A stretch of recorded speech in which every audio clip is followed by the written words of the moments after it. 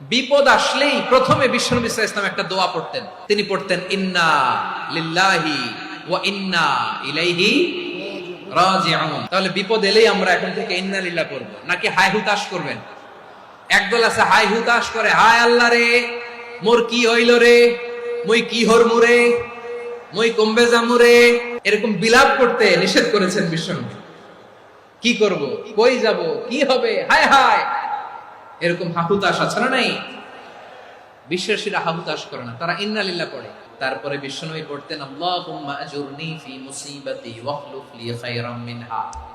একসাথে প্রথমে পড়তেন ইন্না লিল্লাহি ওয়া ইন্না ইলাইহি রাজিউন, তারপর পড়তেন আল্লাহুম্মা আজুরনি ফি মুসিবাতি ওয়াখলুফ লি খায়রাম মিনহা, মানে আল্লাহ এই যে আমি বিপদে ধৈর্য ধারণ করলাম এটার সব তুমি আমারে দাও, আর যেটা হারালাম এর চেয়ে ভালো কিছু দিয়ে মেকআপ করে দিও, ভালো কিছু দিয়ে বদল করে দিও। সুবহানাল্লাহ পড়েন।